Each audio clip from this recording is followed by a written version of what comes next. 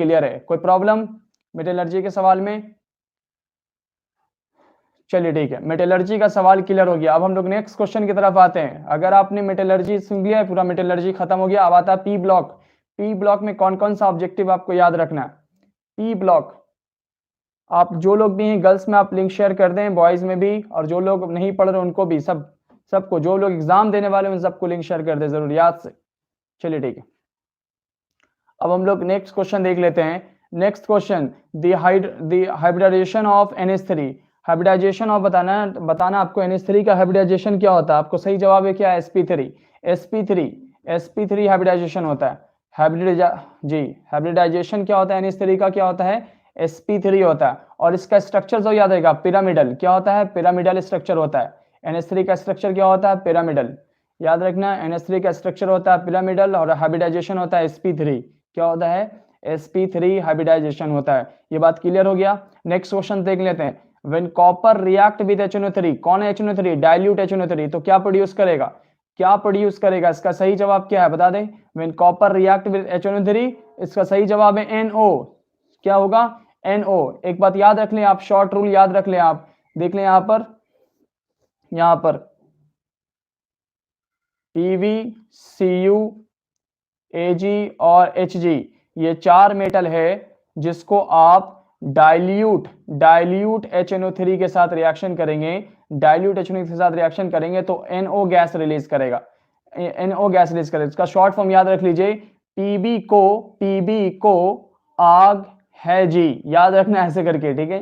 PB को आग, Ag आग है जी, Hg, PB को आग है जी। जब ऐसा एलिमेंट डाइल्यूट HNO के साथ रिएक्शन करेगा तो वो क्या रिलीज करेगा? NO। याद कर लें आप, क्या रिलीज करेगा? NO रिलीज करेगा। कोई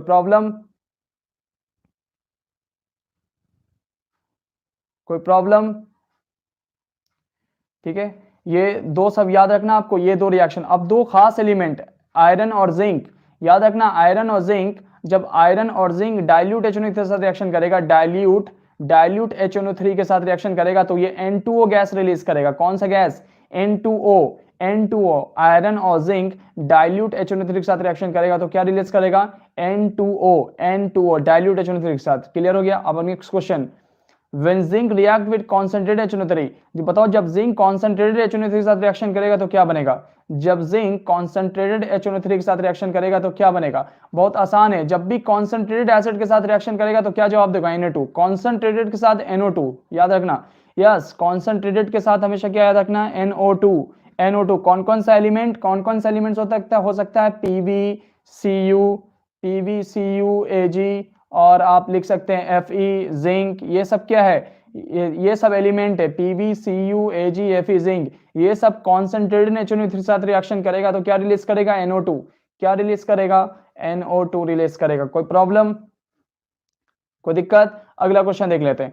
formation of ammonia given by, ammonia का फॉर्मेशन किसके जरिए होता है? आपको पता है इनमें से हबर प्रोसेस। कौन सा? यहाँ पे कर ले, हबर प्रोसेस करने से, हबर प्रोसेस के जरिए आप बनाते हैं। यस, हबर प्रोसेस के जरिए अमोनिया आप बनाते हैं। अब नेक्स्ट क्वेश्चन सुन ले आप। अब बताइए ऑस्वर्ट किसको बनाने के लिए होता है? HNO3। आपको पता है ऑस्वर्ट किसको लिए बनाना होता है? HNO3। कॉन्टैक्ट प्रोसेस किसको बनाने के लिए होता है? सल्फ्यूरिक एसिड को।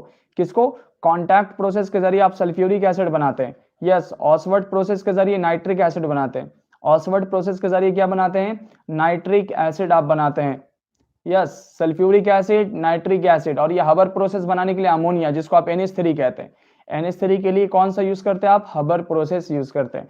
नेक्स्ट क्वेश्चन देख लेंगे आप। What is the formula of brown ring? Brown ring का फॉर्मूला क्या होता है? इसका सही जवाब क्या है? ब्रॉन रिंग का फॉर्मूला होता है FeS2O5NO2, ये 5 है, S2O5, 5NO2SO4। What is the formula of brown ring? FeS2O5NoSO4, याद रखेंगे ये बात, ठीक है।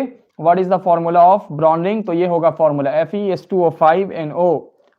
अब यहां पर नेक्स्ट क्वेश्चन क्या है? Phosphorus exist in 3 allotrope. Phosphorus 3 allotrope में एग्जिस्ट करता है। फॉस्फोरस 3 एलोट्रॉप में एग्जिस्ट करता है। आपको पता है व्हाइट, रेड और ब्लैक, व्हाइट, रेड और ब्लैक, याद रखना व्हाइट, रेड और ब्लैक। फॉस्फोरस का 3 आइसोट्रॉप है, क्या है? व्हाइट, रेड और ब्लैक, व्हाइट, रेड और क्या है? ब्लैक। कोई प्रॉब्लम इसमें? कोई सर कोई प्रॉब्लम, कोई दिक्कत है अब तक? कोई दिक्कत? अब लगता है नेक्स्ट क्वेश्चन आवाज सुनते हैं यहाँ पर। अब नेक्स्ट क्वेश्चन क्या है, the hybridization of PH3, the hybridization of PH3 is, the hybridization of PH3 is, ध्यान से सुनेंगे आप लोग, हाइब्रिडाइजेशन ऑफ PH3, PH3 जिसको बोलते हैं फॉस्फीन, क्या कहते हैं, फॉस्फीन, फॉस्फीन, फॉस्फीन, याद रखना फॉस्फीन का हाइब्रिडाइजेशन होता है sp3, क्या होता है, और इसका स्ट्रक्चर होता है पिरामिडल, क्या होता है, पिरामिडल। फॉस्फीन का जो हाइब्रिडाइजेशन होता है वो sp3 होता है और स्ट्रक्चर क्या होता है, पिरामिडल, क्या स्ट्रक्चर होता है, पिरामिडल स्ट्रक्चर होता है, याद रखेंगे। अब आता है the basicity of H3PO4 is, the basicity, आपको सबको याद है कि H3PO4 का बेसिसिटी क्या होगा, H3PO4 हो या H3PO3 हो या H3PO2 हो, आप जानते हैं, ब्लर हो रहा है, नहीं ऐसे तो कोई बात नहीं, H3PO4, H3PO2 और क्या है, H3PO2। चलिए यहां पर देख लें आप इसका,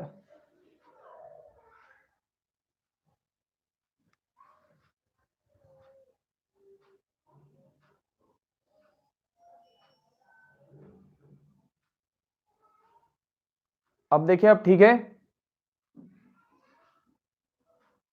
क्वालिटी बढ़ा लें, सही कह रहे हैं आप, क्वालिटी बढ़ाइए सब हो जाएगा, ठीक है। चलिए अब यहाँ नेक्स्ट क्वेश्चन सुनते हैं जो लोग, चलिए नेक्स्ट क्वेश्चन देख लें आप, फॉस्फोरस एग्जिस्ट इन 3 एलोट्रोप, कौन था, white, red and black phosphorus. अब देखो यहाँ पर हाइब्रिडाइजेशन ऑफ PH3, PH3 का हाइब्रिडाइजेशन क्या होता है, PH3 का हाइब्रिडाइजेशन होता है sp3 और इसका स्ट्रक्चर होता है पिरामिडल, स्ट्रक्चर क्या होता है, pyramidal. The basicity of H3PO4 is, H3PO4 का बेसिसिटी क्या होता है, H3PO4 का बेसिसिटी तो होता है कितना, जो लोग भी बोर्ड का एग्जाम दे रहे हैं उनके लिए बहुत बहुत बहुत बेनिफिट ये है, बहुत यूजफुल सेट है, याद रखना है इस बात, H3PO4। देखो चलो H3PO4 अच्छे सुनेंगे, H3PO4 की बेसिसिटी कितनी होती है, 3, बस ऑक्सीजन जितना उसमें से एक घटा दो, 3, और इसका बेसिसिटी कितना होगा, ऑक्सीजन जितना उसमें एक घटा दो, 2, तो इसका बेसिसिटी कितना होगा, जितना ऑक्सीजन उसमें एक घटा दो, 1, तो इसकी बेसिसिटी क्या होगी, 3, इसका बेसिसिटी 2, इसका बेसिसिटी 1, इसको बोलते हैं ट्राई बेसिक, इसको क्या बोलते हैं, 3 बेसिसिटी मतलब ट्राई बेसिक, 2 बेसिसिटी मतलब डाई बेसिक, और 1 मतलब monobasic, monobasic, dibasic and tribasic. बस याद रखना H3PO4 का होता है ट्राई बेसिक स्ट्रक्चर होता है PO4, क्लियर हो गया। अब नेक्स्ट क्वेश्चन देखते हैं यहाँ पर, इसका सही जवाब क्या है, 3, इसका सही जवाब है 3।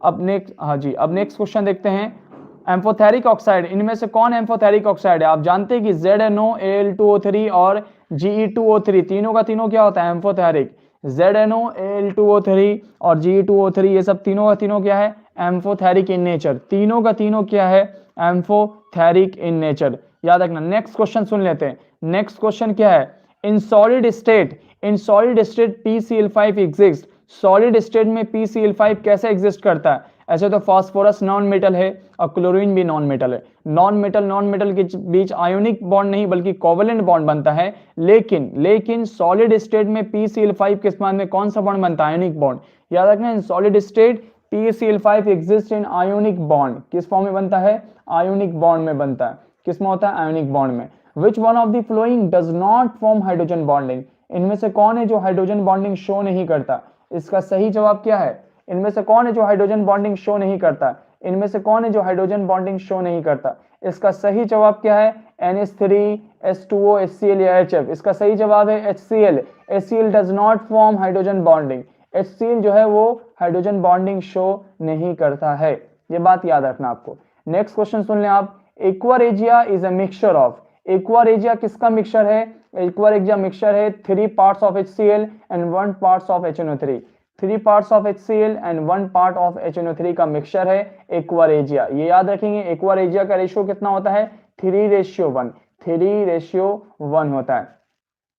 द स्ट्रॉन्गेस्ट एसिड इज, इनमें से कौन स्ट्रॉन्गेस्ट एसिड है, HOCl, HOCl2, HOCl3 and HOCl4, आप सब में ऑक्सीडेशन नंबर निकालेंगे, जिसका ऑक्सीडेशन नंबर ज्यादा आएगा वो स्ट्रॉन्ग एसिड होगा। तो बताइए इन चारों में किसका ऑक्सीडेशन नंबर ज्यादा आएगा, बता दो, इसमें क्लोरीन का किसका ऑक्सीडेशन नंबर ज्यादा आएगा, निकाल लेंगे आप, क्लोरीन किस, क्या निकाल लेंगे हर कोई, क्लोरीन का इसमें कितना आएगा बता दें, इसमें कितना आएगा और इसमें कितना आएगा, तो जिसका सही स्ट्रॉन्गेस्ट एसिड इसमें से कौन है, HOCl, HOCl2, HOCl3, HOCl4, सही जवाब इसका क्या है, इसका सही जवाब क्या है, आप निकाल लेंगे, ये आसान क्वेश्चन है। जिसका ऑक्सीडेशन नंबर ज्यादा होगा उसको वो स्ट्रॉन्गेस्ट एसिड होगा। याद रखना ऑक्सीडेशन नंबर आप निकाल लें इसमें से, जिसका ज्यादा होगा वो स्ट्रॉन्गेस्ट एसिड होगा। ये तो बहुत इजी। अब आता है next point, is very important, ये बोर्ड में पूछ चुका है, याद रखना बोर्ड में पूछ चुका है, ये इंपॉर्टेंट है। व्हेन NaOH जब सोडियम हाइड्रोक्साइड क्लोरीन के साथ रिएक्शन करेगा कोल्ड एंड डाइल्यूट, याद रखना किस कंडीशन में, कोल्ड एंड डाइल्यूट के फॉर्म में। ये कोल्ड और डाइल्यूट है और नीचे वाला हॉट एंड कॉन्सेंट्रेटेड है। ऊपर कोल्ड और डाइल्यूट है, नीचे हॉट एंड कॉन्सेंट्रेटेड है।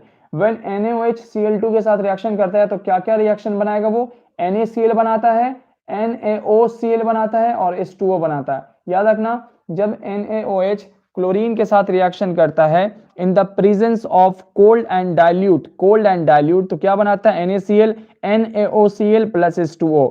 और लास्ट रिएक्शन देख लें आप, जब यही सोडियम हाइड्रोक्साइड क्लोरीन के साथ रिएक्शन करता है, जब सोडियम हाइड्रोक्साइड क्लोरीन के साथ रिएक्शन करता है when hot and concentrated, condition क्या है, हॉट और कॉन्सेंट्रेटेड, तब वो क्या बनाता है, NaCl और ये बनाता है NaClO3। यहां बन रहा है NOCl, यहां बन रहा है NaClO3 बन रहा है और साथ में H2O। ये दो रिएक्शन जरूर याद रखेंगे। NaOH जब क्लोरीन के साथ रिएक्शन करेगा कोल्ड और डाइल्यूट तो बनाएगा NaCl और NaOCl, और जब हॉट के साथ रिएक्शन करेगा हॉट और कॉन्सेंट्रेटेड तो बनाएगा NaCl और NaClO3 H2O। क्लियर हो गया। अब हम लोग नेक्स्ट पॉइंट देखते हैं यहाँ पर। चलिए नेक्स्ट क्वेश्चन सुन ले आप। देखिए नेक्स्ट क्वेश्चन सुन ले, मेन सोर्स ऑफ He का मेन सोर्स क्या होता है, मोनाजाइट। आप सबको पता है मोनाजाइट क्या होता है, वो मेन सोर्स होता है। क्या होता है, मेन सोर्स होता है। ये बात याद रखना आपको, मेन सोर्स होता है। Which one of the following is list base, इनमें से सबसे कमजोर बेस कौन है, NF3। याद रखना सबसे मजबूत बेस कौन होता है, सबसे मजबूत लुईस बेस कौन होता है, सबसे मजबूत होता है कौन, Ni3 सबसे मजबूत होगा। सबसे कमजोर कौन होगा, NF3। याद रखना यहाँ पर ऑर्डर याद रख लीजिए, लुईस बेस स्ट्रक्चर का ऑर्डर याद रख लीजिए आप। Bi3 is greater than BCl3 is greater than Br3 is greater than and BF3। ये कंडीशन जरूर याद रखेंगे आप, ये ऑर्डर जरूर याद कर लेंगे आप सब, Bi3 BCl3 BF3। क्लियर हो गया। अब यहां पर जब हम लोग ने ये पढ़ लिया डू यू नो के फॉर्म में, अब डू यू नो के फॉर्म में थोड़ा सा सुन लेते हैं। एसिडिक कैरेक्टर क्या होता है, टॉप टू बॉटम जाने पर क्या होगा, acidic character top to bottom जाने पर घटता है। याद रखना acidic character top to bottom जाने पर घटता है और रिड्यूसिंग कैरेक्टर भी क्या होता है, घटता है। अब ऑक्सीजन फैमिली ले ले, ओल्ड स्टाइल से टीपो, याद है ना ये ओल्ड स्टाइल से टीपो। इसमें आप लगा दे, सब में क्या लगा दें, यहाँ पर H2 लगाते हैं, H2